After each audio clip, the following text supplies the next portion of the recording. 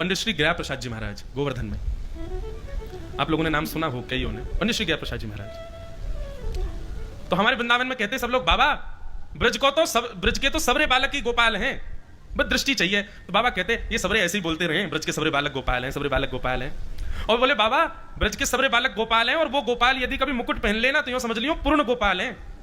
तो बाबा कहते बोले ये सब लोग ऐसे ही बोलते हैं, कुछ है थोड़ी ऐसी बात, अपनी ब्रज की महिमा बढ़ा चढ़ा करके बोलते हैं। तो एक बार बाबा किसी रास बिहार का दर्शन करने गए, रासलीला होती है ना, तो रासलीला में आज भी बंधुओं अगर वृंदावन से रासलीला करने वाले आए हैं तो आप लोगों को पता होगी, वे अपने ठाकुर जी को स्वरूप को वो सामान्य बालक नहीं मानते, वो बैक स्टेज भी उनको ठाकुर जी बोलते हैं, क्योंकि वो साक्षात ठाकुर जी मुकुट पहनते हैं। तो बाबा की थोड़ी रुचि कम थी, उनको श्रृंगार दिखता था, उनको मेकअप दिखता था, उनको मुकुट दिखता था, तो बोले कोई बालक सजा दिया है, कोई भगवान थोड़े ही है।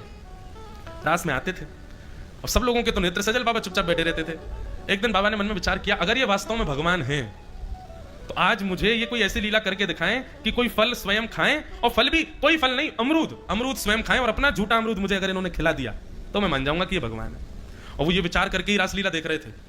रास बिहारी ठाकुर जी नृत्य कर रहे थे, मंच पर हजारों लोग दर्शन कर रहे थे, और नृत्य करते करते करते करते रास बिहारी अचानक रुक गए और रुक करके सीधे बाबा को देखा, और बाबा को देख के ऊपर से बोले ऐसे करके। तो बाबा पहले तो सहम गए, बोले जी क्या कर रहे हैं। और इतने में ठाकुर जी दौड़ करके मंच के किनारे में एक थैली में अमरूद रखे थे, निकाल करके लाए, एक बार स्वयं खाया, सीधे मंच से कूदे और बाबा की गोद में जाकर बोले खोलो मुंह पाओ। कह रहे थे ना हमको पवाओगे तो मानेंगे। बाबा 2 दिन की मूर्छा में चले गए, उनको विश्वास नहीं हुआ कि साक्षात परमात्मा ये रास है। ऐसे रास आज भी होते हैं वृंदावन में, ऐसी लीलाएं छोटी छोटी गुप्त लीलाएं कितनों के साथ होती हैं।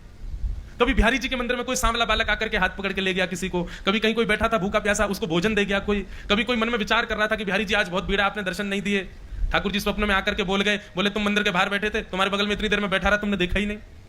ऐसी ऐसी लीलाएं आज भी रास बिहार हर क्षण हर पल चलता है। बस रास को आप ये मत समझा करो कि कोई गोपी के साथ ठाकुर जी नाचते हैं, तुम स्वयं एक गोपी हो, तुमसे मिलने के लिए ठाकुर जी को योजना बनाए, अपना अनुभव कराएं, वही रास है।